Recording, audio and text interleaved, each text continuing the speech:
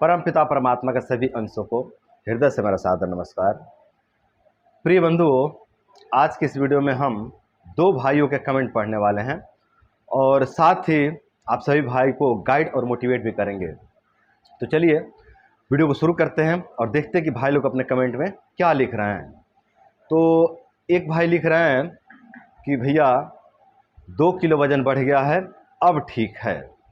तो भाई ये तो स्पष्ट नहीं किए कि इनका वज़न किन उपायों से बढ़ा है, लेकिन सीधी सी बात है कि जब भाई जी हमारे वीडियो पर कमेंट किए हैं तो इसका सीधा सा मतलब है कि भाई का जो वज़न बढ़ा है ना, ये योग, आयुर्वेद और ब्रह्मचर्य की मदद से ही बढ़ा है। ये स्पष्ट है कि योग, आयुर्वेद और ब्रह्मचर्य की मदद से बढ़ा होगा, या फिर हो सकता है कि किसी एक के वीडियो की मदद से बढ़ गया होगा, केवल ब्रह्मचर्य से बढ़ गया होगा या फिर केवल आयुर्वेद चिकित्सा से बढ़ गया होगा। लेकिन अधिकांश संभावना है कि तीनों के हेल्प से जो है कि इनका वजन बढ़ा है, क्योंकि हमारे चैनल पर भी जुड़े हुए हैं, हमारे जो है कि वीडियो को देखते रहते हैं ना, तो जो है कि इनको योग, आयुर्वेद और ब्रह्मचर्य तीनों चीज़ मिल रहे हैं, तो तीनों के मदद से इनका वजन बढ़ा है। तो जिन लोग का वज़न सामान्य है या फिर बहुत ज़्यादा है, उनके लिए ये कमेंट महत्वपूर्ण नहीं है। उनके लिए वज़न बढ़ना भी जो है कि कोई बड़ी बात नहीं है, बहुत छोटी सी बात है ना। लेकिन जिन लोगों का वज़न क्षय हो गया है, जिन भाइयों के बल का नाश हो गया है, जिन भाइयों के शरीर का नाश हो गया है, जो पहले 60 किलो 65 किलो के थे, अब जो कि 40-45 किलो के हो गए हैं, उनके लिए ये कमेंट ना बहुत महत्वपूर्ण है और बहुत बड़ी बात है 2 किलो वज़न बढ़ना। समझो कि जिनका वज़न गिर गया है, 40 किलो 45 किलो के हो गए हैं और वज़न बढ़ने का नाम ही नहीं ले रहा है, उनका यदि 1 किलो 2 किलो वज़न बढ़ जाए तो कितना उनको खुशी महसूस होती है, बहुत ज़्यादा उनको खुशी महसूस होती है। मतलब हृदय उनका गदगद हो जाता है 2 किलो वज़न देख करके, है ना। और उनको एक कॉन्फिडेंस आने लग जाता है कि अब मेरा वज़न बढ़ेगा और अब बढ़ने लग गया, है ना। तो जिन भाइयों का वज़न गिर गया है ना, उनके लिए तो 2 किलो वज़न बढ़ना बहुत बड़ी बात होती है, बहुत बड़ी बात होती है। और जिस भाई का वज़न बढ़ता है ना, उसको तो नया जीवन मिल जाता है, ऐसा लगता है जैसे उसको नया जन्म हो गया, पुनः जन्म हो गया उसको, है ना। तो जिन जिन भाइयों का वज़न गिर गया है ना, उनका जब 2 किलो वज़न बढ़ता है ना, तो उनको ऐसा फील होता है कि मुझे नया जन्म मिल रहा है, मुझे पुनः एक नया जीवन मिलने लग गया है।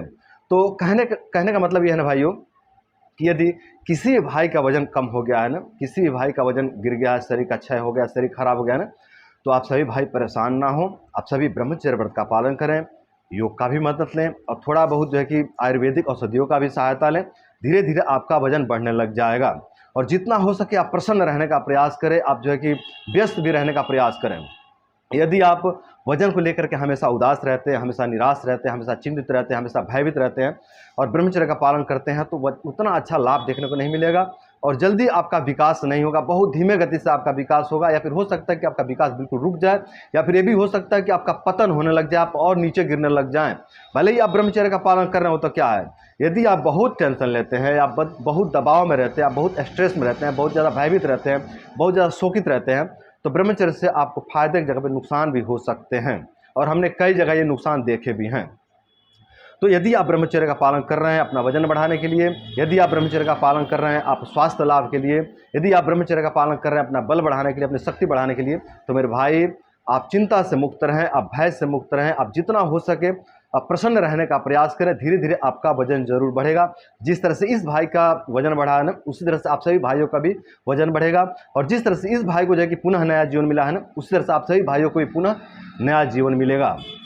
तो आप सभी भाई धैर्यपूर्वक ब्रह्मचर्य व्रत का पालन करें। बहुत दबाव में आकर के, बहुत स्ट्रेस जो है कि लेकर के आप ब्रह्मचर्य का पालन न करें।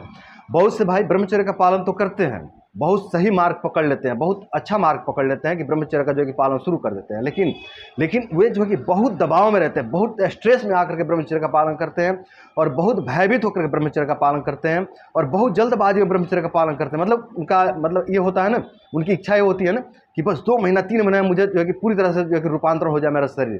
तो मेरे भाई ऐसा नहीं होगा। यदि आपकी शरीर बहुत ज़्यादा खराब हो गई है, बहुत ज़्यादा नष्ट हो गया है, बहुत ज़्यादा वजन गिर गया है, बहुत ज़्यादा बल का क्षय हो गया है, तो आपको धैर्य रखना होगा मेरे भाई।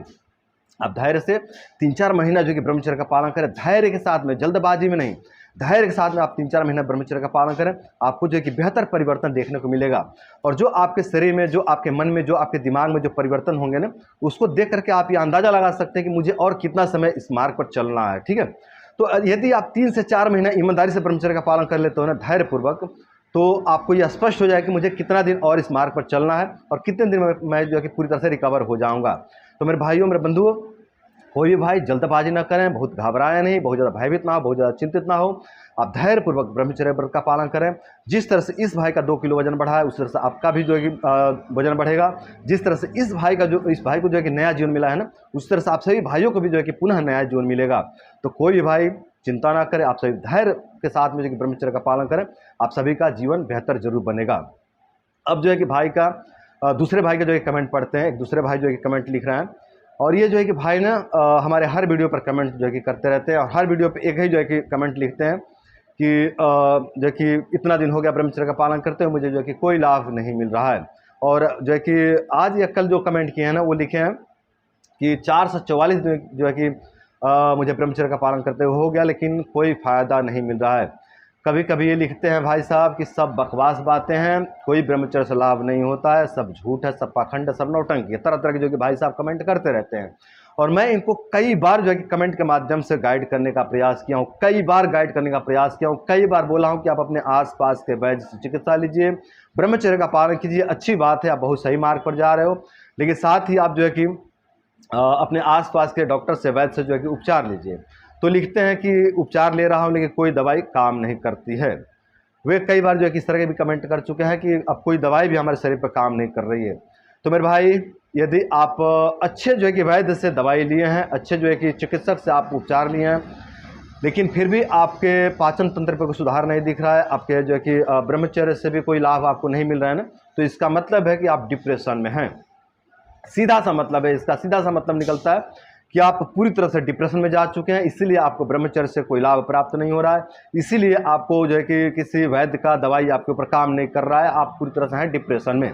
तो आपको चाहिए कि आप भक्ति मार्ग से जुड़ें, आप नाम जप करें, पूर्ण रूप से आप आध्यात्मिक बन जाइए मेरे भाई, आपका जीवन बेहतर बन जाएगा।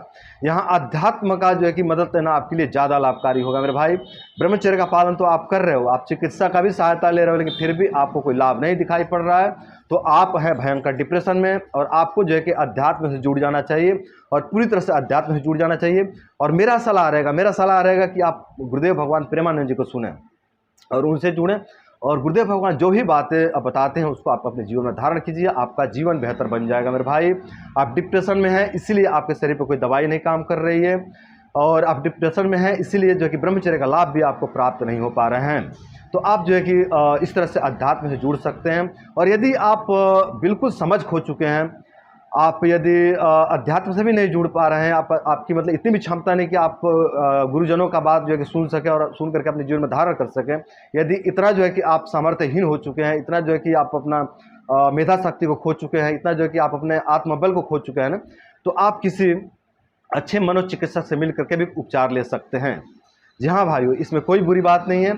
यदि किसी भाई के साथ में ऐसी स्थिति बन गई है ना कि आप कुछ नहीं समझ पा रहे हैं और आपके ऊपर किसी भी दवाई का, किसी भी विचार का कोई जो है कि प्रभाव ही नहीं पड़ रहा है ना, तो आप अपने आसपास के किसी अच्छे मनोचिकित्सक से मिल करके थोड़ा उपचार लेना चाहिए। मैं ये नहीं कहूँगा कि मनोचिकित्सक का उपचार बहुत सर्वश्रेष्ठ है और वही सर्वश्रेष्ठ है, बाकी उपाय जो है कि बहुत तुच्छ है, मैं ऐसा नहीं कह सकता। मेरा ऐसा मानना है कि अध्यात्म में इतना शक्ति है कि हर तरह के मनोविकार को धीरे धीरे पूरी तरह से नष्ट कर सकता है। दुनिया की किसी भी दवाई में इतना पावर नहीं है कि वो मनोविकार को पूरी तरह से नष्ट कर सके। वो पावर केवल और केवल अध्यात्म में है। मैं कोई बढ़ा चढ़ा करके बातें नहीं कह रहा हूँ, मैं एकदम बिल्कुल वास्तविक बातें कह रहा हूँ। और मैं भी जो कि उदाहरण से आपको स्पष्ट कर देता हूँ, मैं उदाहरण से समझाता हूँ। देखो, मान लो जैसे मुझे मनोविकार हो गया है ना, और मेरे मनोविकार का कारण क्या है, मेरा पड़ोसी या फिर मेरा भाई है ना, मेरा छोटा भाई, बड़ा भाई या फिर मेरा पड़ोसी है ना। मान लीजिए कि किसी ने मेरे ज़मीन को कुछ कब्जा कर लिया है ना, कुछ एक बित्ता, एक हाथ है, एक कट्टा या कुछ भी XYZ है ना, मेरी ज़मीन को कब्जा कर लिया, और मैं धन से या बल से बहुत कमज़ोर हूँ, और मैं जो है कि उससे कोर्ट कचहरी से नहीं लड़ सकता, या फिर मैं दूसरे ढंग से उससे सामना नहीं कर सकता। तो मैंने ठान लिया कि अब मैं उसको जान से मारूंगा, है ना। मान लो मैंने ऐसा ठान लिया कि मैं उसको जान से मारूंगा, क्योंकि मैं कोर्ट कचहरी से उससे जीत नहीं पाऊंगा, है ना, सामने से जीत नहीं पाऊंगा, क्योंकि वो मुझसे बलवान है। तो मैं जो है कि उसको जान से जो है कि उसको मार दूंगा और इस समस्या को जो है कि पूरी तरह से नष्ट कर दूंगा, है ना। मान लो मैं ऐसे जो है कि विचार करने लग गया, और इस विचार के कारण मेरे अंदर हार्मोन्स जो है कि चेंज होने लग गए, और मेरी जो है कि नींद उड़ गई, मुझे अनिद्रा हो गई, मेरा पाचन तंत्र खराब होने लग गया, मेरे शरीर पर बहुत बुरा प्रभाव पड़ने लग गया, मेरा वजन जो है खत्म होने लग गया, मेरे शरीर में अनेक प्रकार के रोग व्याप्त होने लग गए, इस टेंशन के कारण या इस विचार के कारण, है ना। अब ये जो विचार है ये ज्वलनशील होता है, जो मारने वाली विचार होता है ना, ये ज्वलनशील होता है, अंदर आग उत्पन्न करता है। इस आग से पूरा शरीर जलने लग जाएंगे, शरीर के सभी हार्मोन जलने लग जाते हैं, ठीक है।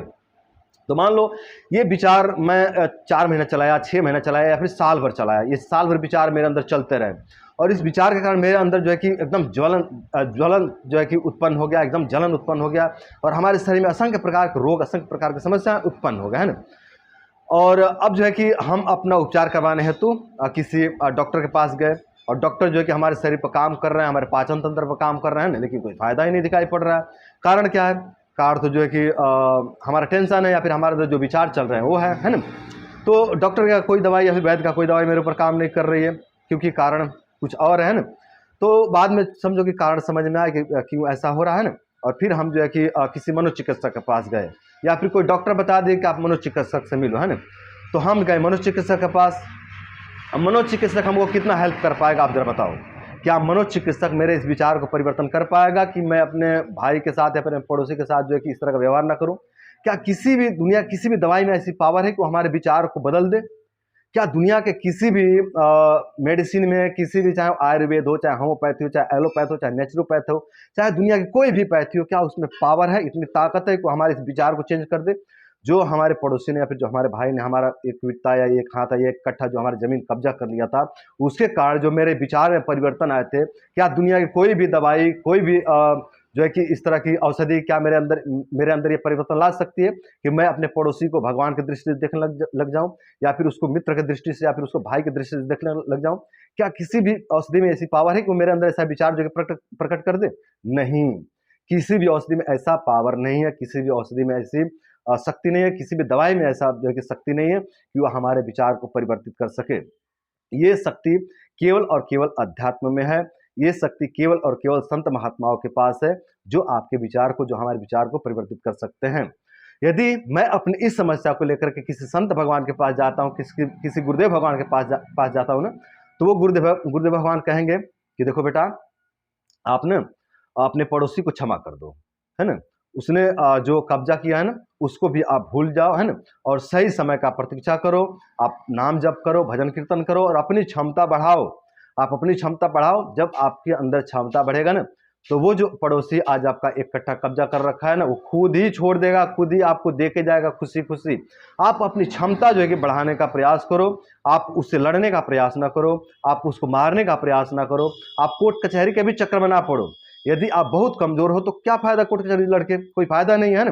तो गुरुजन, जो गुरुदेव भगवान है, वो यही सलाह देंगे कि ठीक है, जाने दो। यदि सामर्थ्यवान हो तो लड़ो, यदि सामर्थ्यवान हो तो आप कोर्ट कचहरी का हेल्प लो, मारने का विचार तो ना पालो, है ना।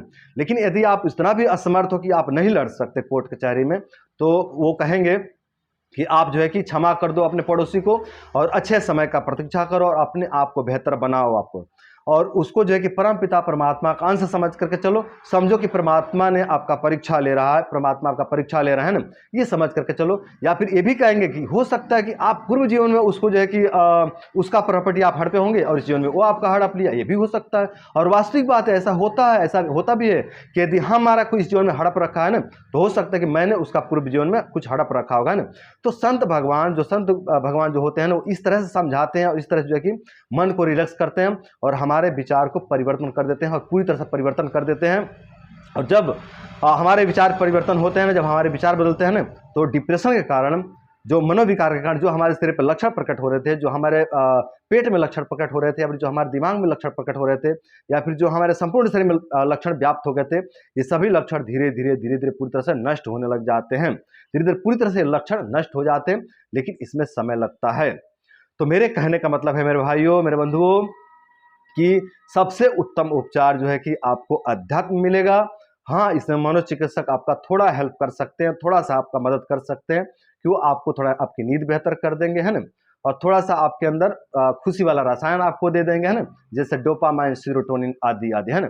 तो इस तरह से कुछ आपके जो है कि हार्मोन्स को चेंज करके थोड़े से आपको खुशी प्रदान कर देंगे, थोड़े से आपको उत्साहित बना देंगे, बस यही जो है कि वो आपको दे पाएंगे।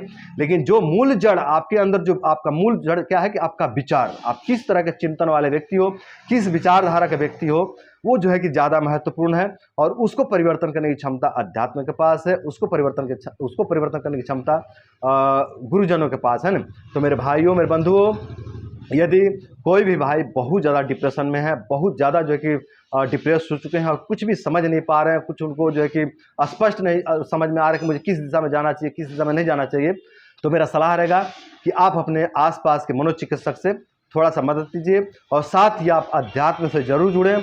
यदि आप अध्यात्म से जुड़ते हैं, साथ ही मनोचिकित्सक से भी थोड़ा हेल्प लेते हैं ना, तो आपका जीवन धीरे धीरे पूरी तरह से बेहतर हो जाएगा।